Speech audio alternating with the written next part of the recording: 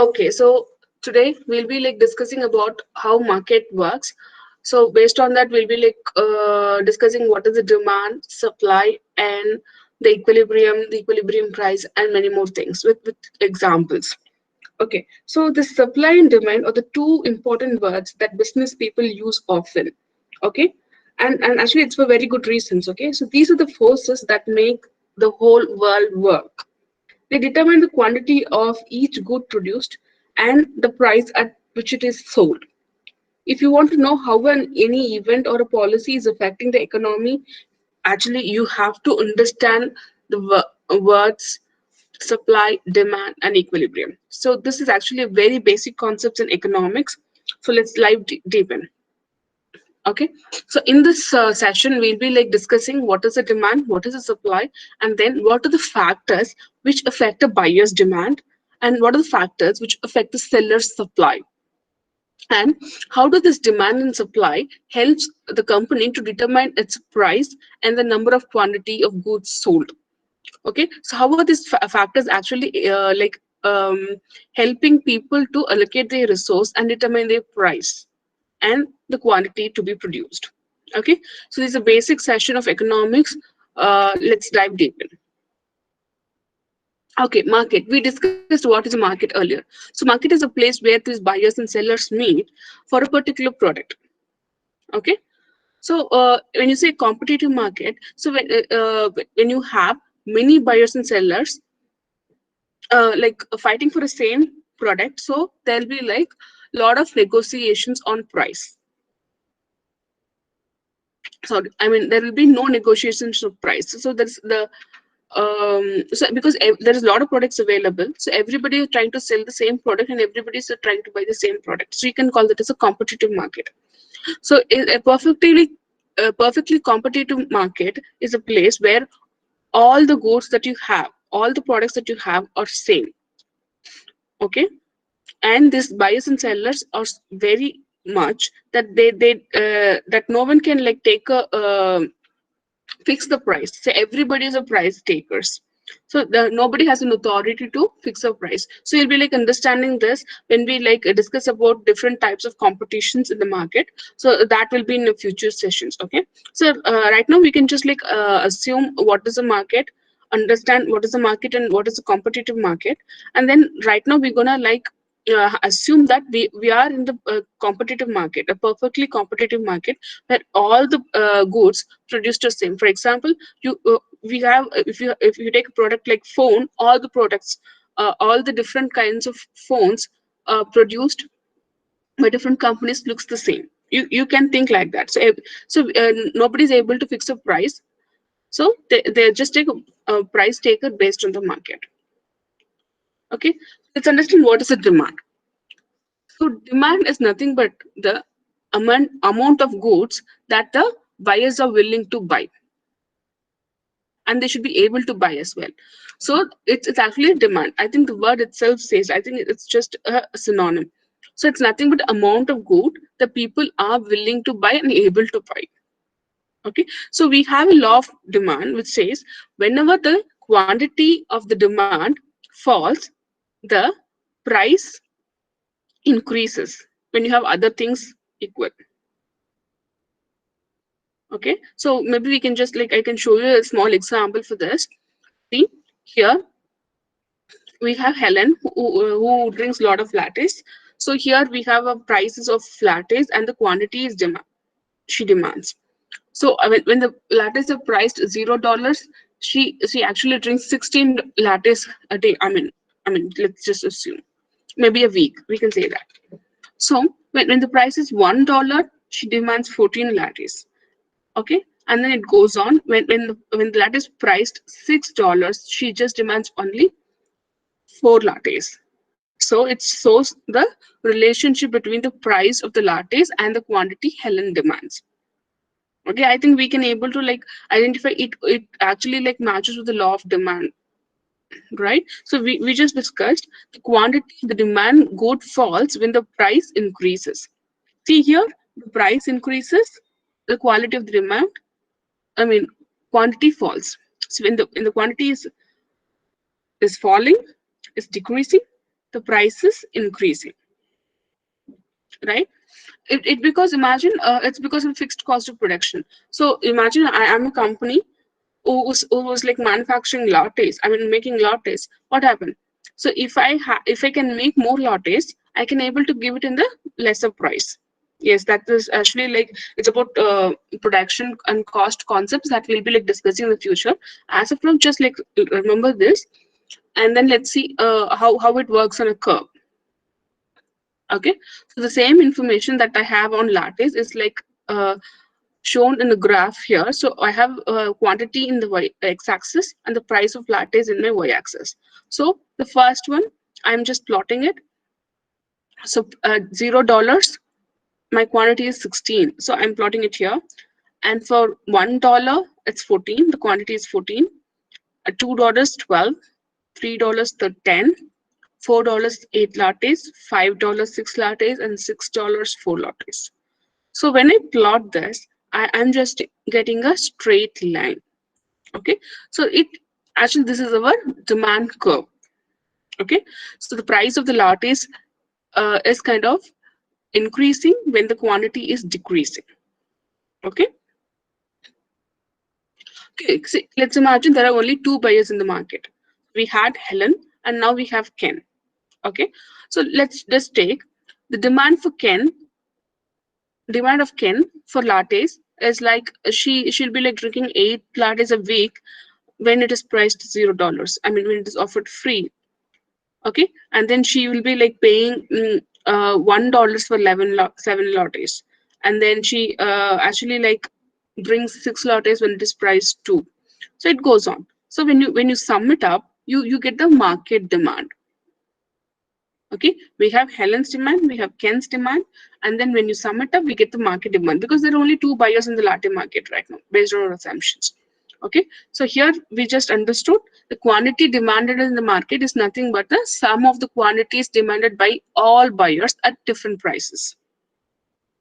Okay, so because we have a lot of individuals in the market who's paying to buy a product.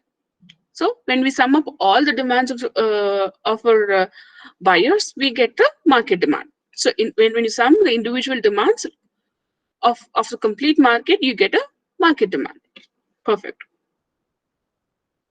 Okay, so right now I'm plotting the market demand. Earlier we just like plotted Helen's demand, right, for lattes. Right now I'm just plotting the market demand. Okay, the market was demanding 24 lattes when it is provided free, and it was like demanding 21 lattes when it is priced 1, and it goes on. Finally, it was demanding 6 lattes when it is priced 6. So I'm just plotting the same thing here. Okay, so it was 24, the demand was 24 when it's priced to 0. So finally, it just goes on, and also we get a straight line. Okay, so we just discussed what is demand, the law of demand,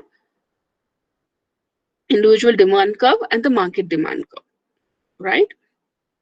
Okay, how can this demand curve be always like this? No, there's a lot of factors which actually affect this demand curves. Okay, so what are these other things? Let's see. These are the other these factors actually make this demand curve shift either right or left. Okay, first one is number of buyers. So when the number of buyers increase, the demand will actually increase, which will make our curve to go right. Yes. See, for example, when the number of buyers are increasing, the demand will increase, right? So here it was 24 earlier, and which has kind of increased to 29. So in each case, we are kind of increasing 5. Okay, so imagine there is one more person coming in, Steve, and he drinks 5 lattes a week, only on weekdays, whatever the price. Whatever the price, even if it is offered free, he'll be drinking 1 latte per weekday, or even if it is like priced $6, he'll be drinking the same. So imagine we have 3 different individual buyers. So what happens here? So irrespective of the price, so the 5 lattes is kind of been increasing at every price, and then we are getting a new demand curve. which is kind of shifted to right. Okay. And next one is the income. We just saw the first shift, demand curve shifter was number of buyers. Second one is income. So when the income increases, obviously the people will be demanding for more products because they have a buying power, right? So imagine I was just like drinking only one latte a week, only on a Saturday or a Sunday, because I cannot afford it. And imagine I was able to like get more income to my household. So which means I can afford a latte every day in irrespective of the price. What will happen? The quantity demand of latte will definitely increase, which will make the curve to shift to right. But it doesn't mean that whenever there is increase in the demand, increase in the income, the demand will increase. It's actually increase only for the good quality product. When the quality is very poor, actually people will never buy a product even though they have money. We will never buy spoiled fruit even though we have like tons and tons of money in my bank account. Will I just go and like buy a spoiled fruit or a broken phone? No, right? So inferior goods actually leads to, is actually like connected negatively to the income. Okay. So here the increase in the income shifts the curve to the left. Okay.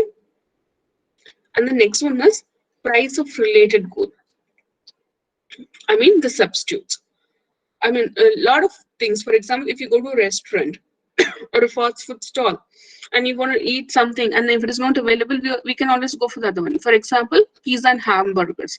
So if you just like go to a McDonald's and you want to order hamburgers, and if there's no hamburgers, you might go for pizza, right? So, for example, if there is an increase in the price of pizza, people will sometimes go for hamburgers because the price is kind of high, right? So it will actually shift the demand curve of the hamburger to the right because there's an increase in the quantity. So it is nothing related to hamburgers, but the quantity of hamburgers demand is increasing. It's because the pizza price has increased. Other example, as you can say, laptops and desktop computers. Okay, you have a laptop and desktop, and the price of desktop is kind of high. People always go to buy a laptop, and it vice versa. Coke or Pepsi, when the price of Coke increases, people will tend to go for Pepsi, and other way around. Okay, so it actually shifts the demand curve of the substitute product to the right. Next one is complementary product. So when it's a complementary product, I mean these two or three products when they're related to each other, you can call that as a complementary products. For example, college tuition and textbooks. Okay, so when the fees of college tuition is kind of increasing in a country, the number of people getting into the college might decrease, which results in less people buying textbook. And when you go to college, you obviously have to buy textbooks to read. And when the number of people getting into college is also is kind of decreasing, yes, the people buying textbooks will be decreasing, right? Okay, so increase in the price of one particular product might cause a fall in and the other product. It's not only like causing the demand of the that product going down, it also causing the other product is also going down.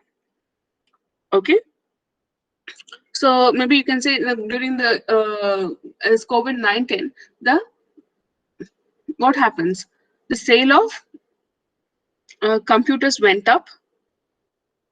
Yes, the laptops went up, which means people are kind of buying laptop bags or laptop cases.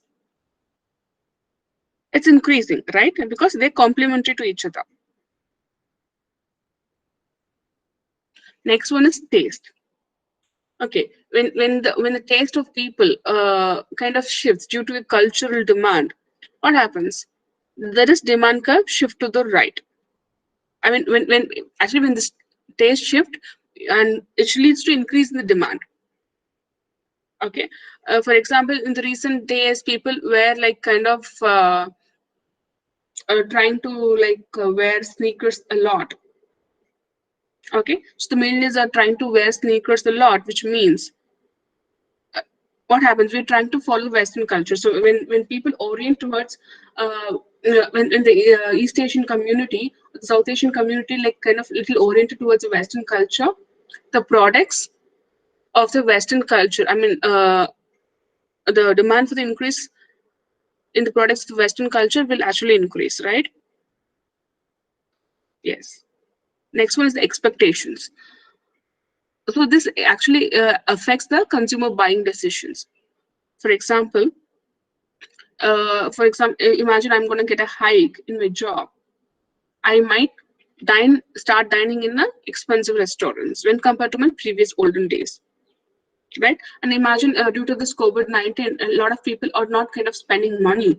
A number of people who are dining in the restaurants kind of decreased because they are worried about safety, the money they have, and the job security. Is a lot of new things coming up, right? So when the economy is increasing or flourishing, the people might dine at expensive restaurants when the economy is not going well.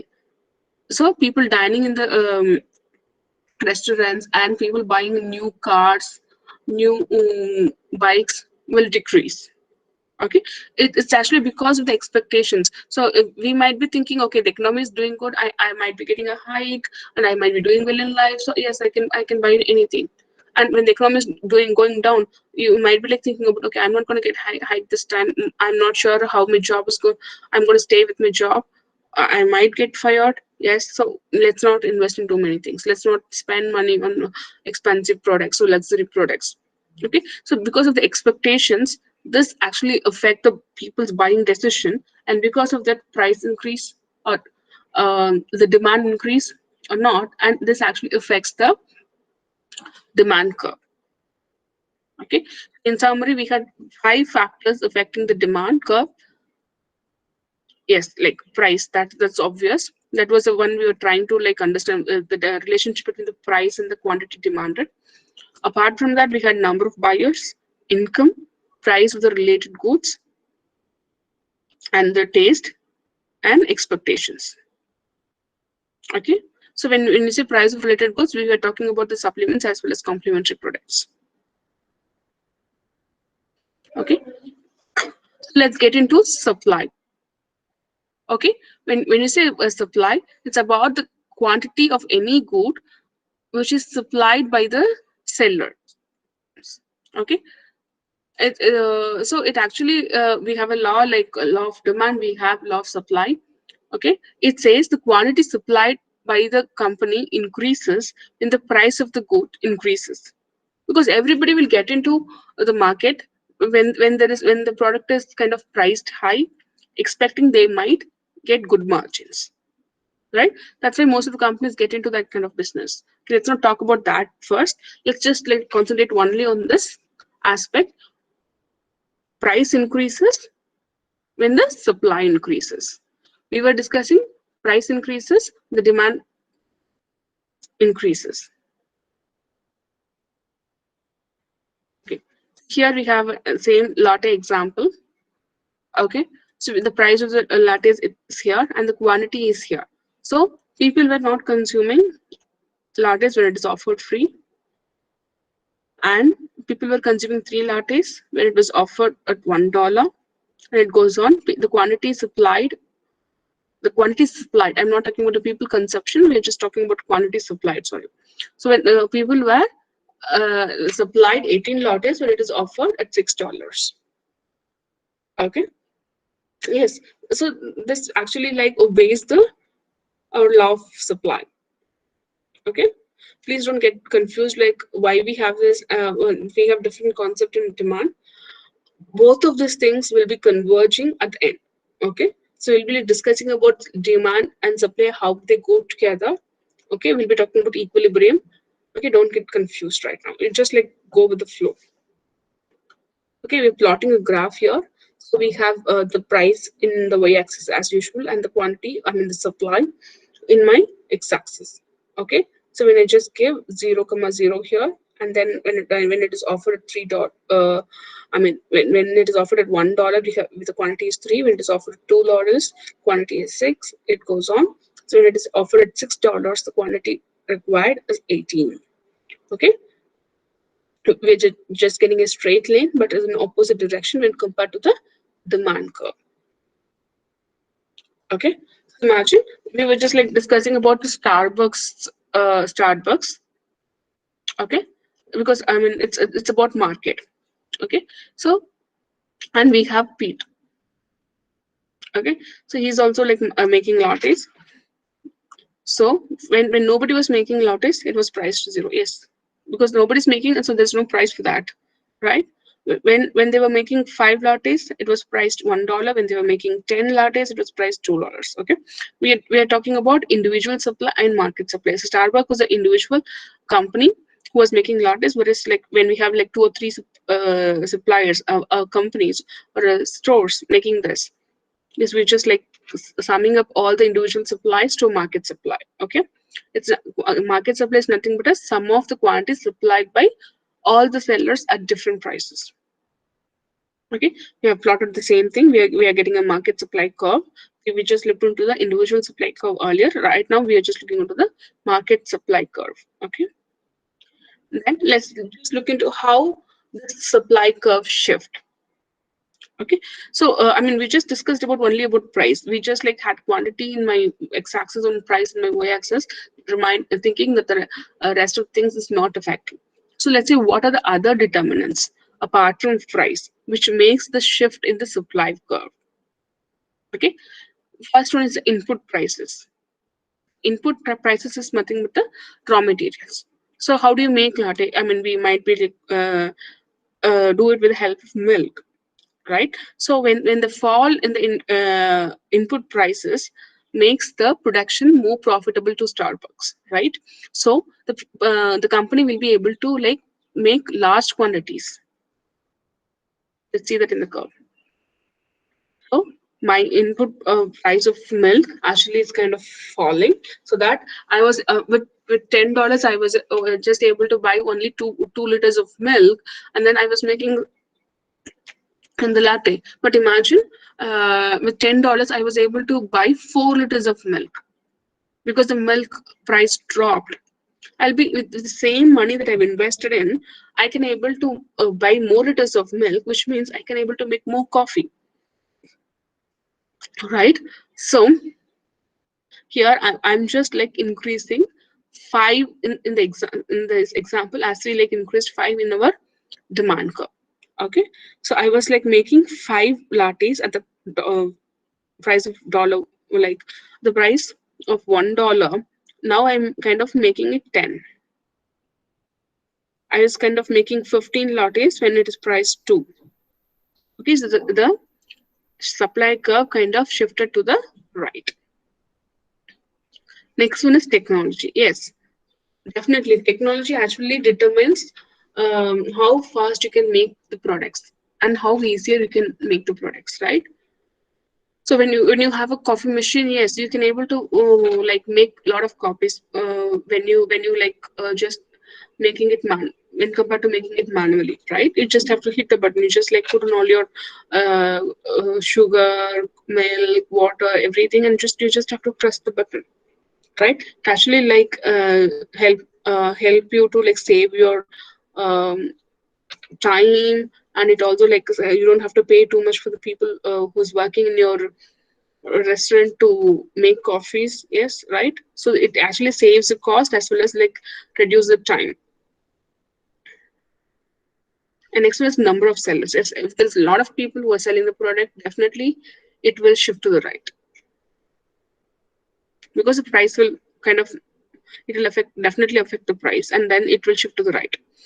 And then there's expectations. Yes, obviously this actually like definitely have an impact on the supply as it had an impact on the demand. For example, when there is a any event in the Middle East, uh, which might lead to a higher oil prices. For example, if there is a lot of war or tension among the different countries of Middle East, obviously the oil prices will increase. So because of that, what people do, people all around the oil fields all around the country or all around the globe, they might reduce their supply and stock it out so that they can sell it later at a higher price. Because, for example, if they're just selling a 1 liter of gas for like $2, and if they suspect, okay, we're going to have a greater demand because Middle East countries are not going to supply oil for the next 2 years, then obviously the price for the gas will increase, and then you might kind of like keep it stocked so that you can like sell it later. So in this case, the supply curve shifts to the left, completely left, because the prices is kind of going to increase in the future, right? But we always have to note that here, this stocking and inventory applies only for the not non-perishable goods. You can't do that for vegetables and fruits. Yes, sometimes people do that. They just like get that into cold storage, but still it has a time limit. You can't just like store it for more than like 3 to 6 months, right? Okay. So what are the other factors apart from price was impacting supply? The input prices, technology, number of sellers, and expectations. Okay. So we had number of buyers in the demand um, curve, and then expectations was also like present in a previous topic, right? Okay. So I think few people have kind of have contradictions when they was like studying demand and supply, but it they get cleared when they study it together. Okay, so I have my quantity in my x-axis as always, and price in my y-axis. I am plotting my supply curve and the demand curve, and it meets at some point here. Okay, so it actually meets at $3.15 products. Okay, okay, it's actually equilibrium is a place where the demand and supply meet. Okay, so equilibrium price is it's a price which actually equals the quantity supplied with the quantity demanded. See, here we had the equilibrium where the demand curve and the supply curve meet. So the price, the curve, the point where it meets, when you just draw a line to y-axis, you get $3. So this is your equilibrium price, and this is your equilibrium quantity. Okay, so that's what it is. Here it is $3. Okay, so in the equilibrium, the point where this two curves meet, you have the same quantity and demand, 15 and 15 here. Okay, and then you have the price, okay, which is $3. That is our equilibrium price. Okay, as quantity we just discussed this, it's 15. Okay, so what happens when the companies make surplus? So when the quantity is kind of supplied more than the demand of the market, what happens here? For example, if the product is kind of priced 5 and the demand is actually 9 lattes. When you price a latte for $5, the demand is actually 9 numbers, whereas the supply is 25. Okay, so the rest of the 19, I mean 16 lattes is kind of going waste, right? So we can just try to plot it. Let's see what happens. So at the dollar, at the price of $5, the demand is 9. I'm plotting it here, but I'm kind of making it 25. Okay, so this gap you can call that as a surplus, which is nothing but your excess supply. You are supplying more quantity than it is needed. So when this happens, a lot of lattes will go waste in Starbucks, and they might think, okay, let's not do that. So they might try to sell more lattes by decreasing their price. When they decrease the price, okay, so when they decrease the price, it comes down uh, because people will tend to buy more lattes because it is priced lesser. Okay, so this surplus decreases. See here. For example, I'm trying to price it at $4 instead of $5. Okay, and then I'm kind of making it only 20. Okay, so I have a surplus very less. Okay, I might just be like having surplus of 7 to 8. Okay, and finally the prices continue to fall, as well as the products produced continue to fall because the demand is less. Finally it reaches the equilibrium. This prices will continue to fall, as well as the number of products manufactured will continue to fall until it reaches the equilibrium, so that the company is not making any surplus goods. Okay, you have to note the quantity, the supply is decreasing, as well as the demand is increasing. See, the demand was only earlier 12, but right now the demand has increased to 15 because the price is dropping.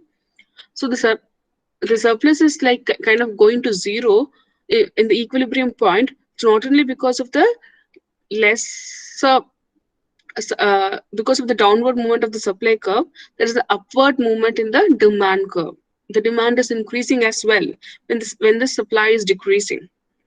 So finally, you are able to like meet an equilibrium. Next one is shortage. Yes, this can also happen. The company is not able to meet the demand. Okay, it happens. You take Royal Enfield, yes, they are making products, but still they are not able to like meet the demand. Still it happens. Okay, we have a lot of other company bikes also in the showroom, with a lot of excess product. But when you compare it to Royal Enfield, it's never the case. There is always a shortage.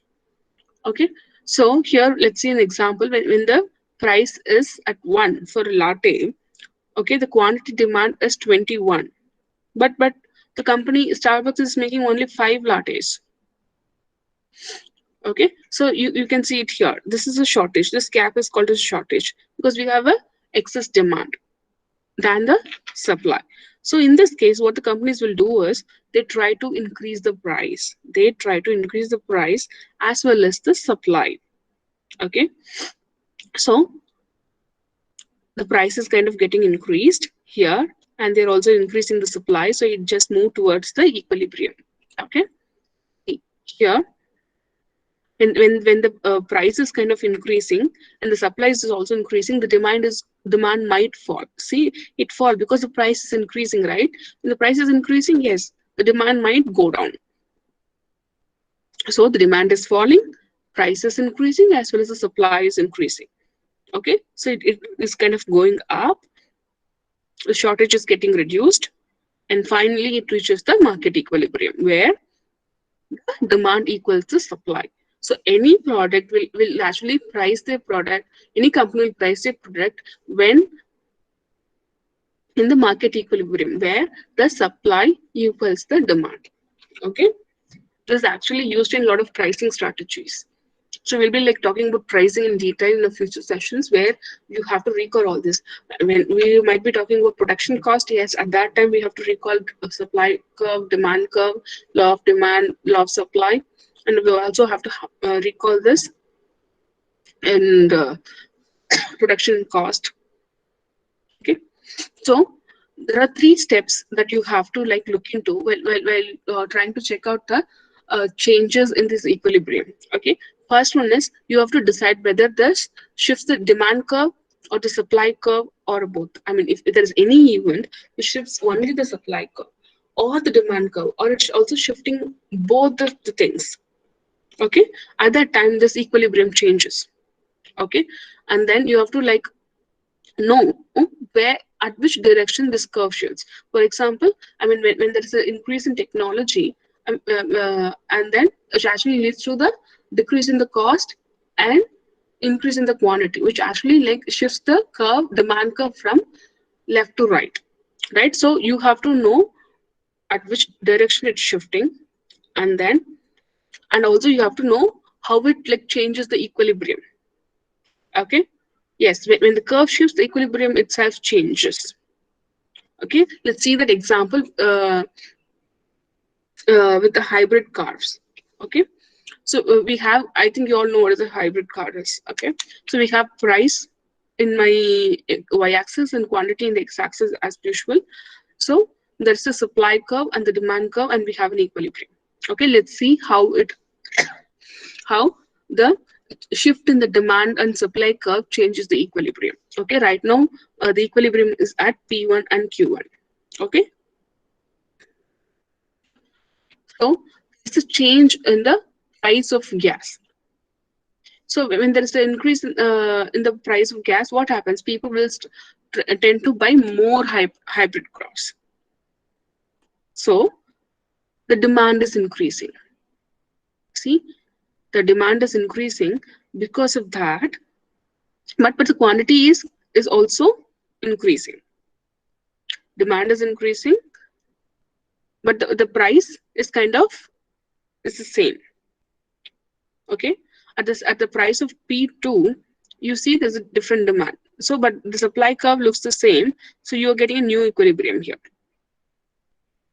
Okay, just the demand curve kind of shifted to the right because of the increase in the price of gas. Because you have to pay more for gas. So people, as we tend to move towards an electric car, right?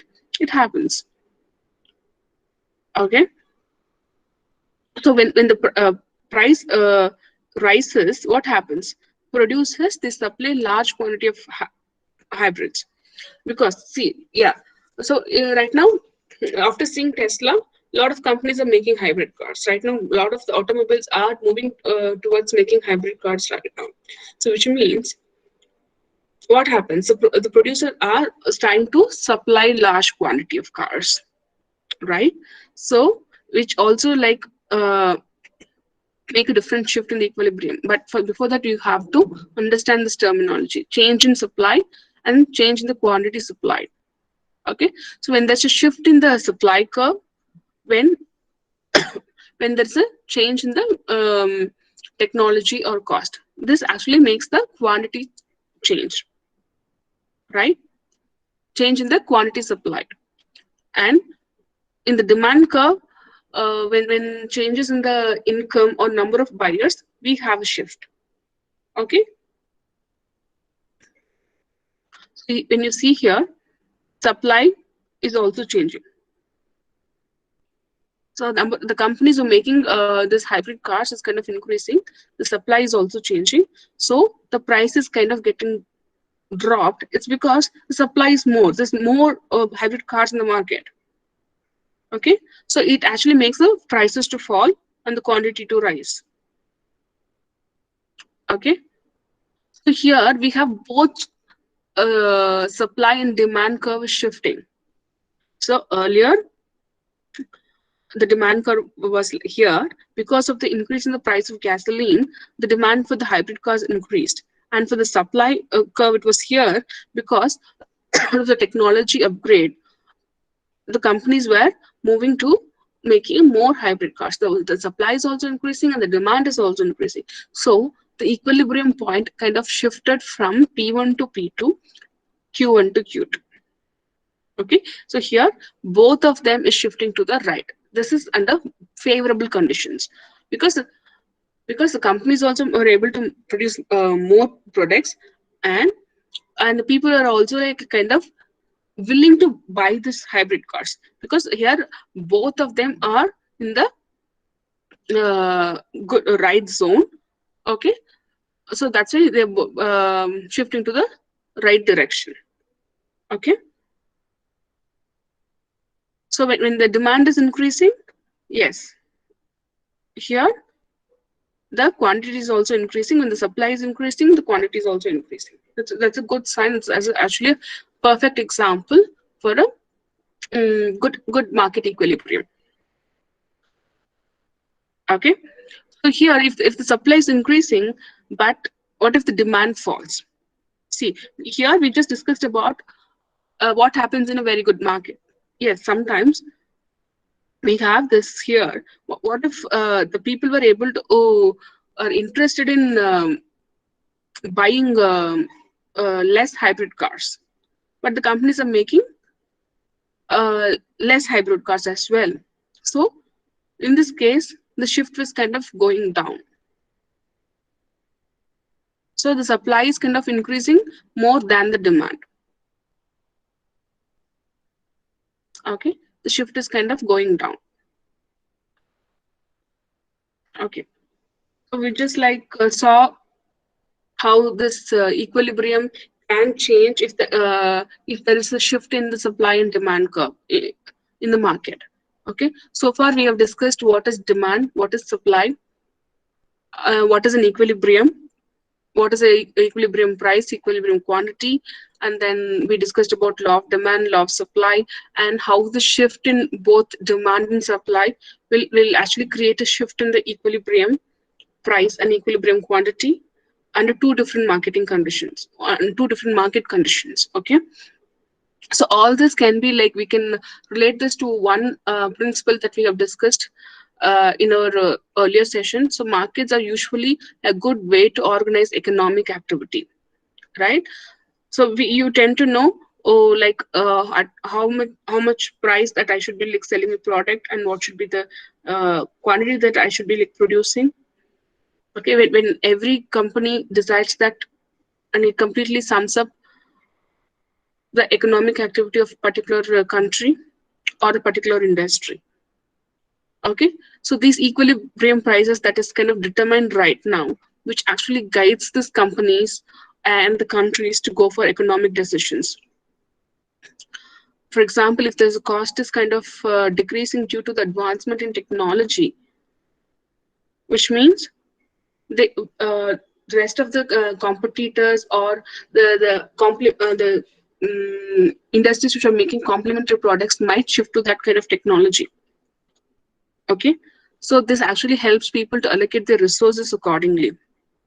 Okay, this equilibrium price and the demand curve, supply curve plays a major impact in the economic activities of the companies, of the industry, of the countries, of the whole world. Okay, so this is a very basic thing that you should like know. Okay, hope you understand the session. Okay, if there is any doubts, you can just like ask me right now.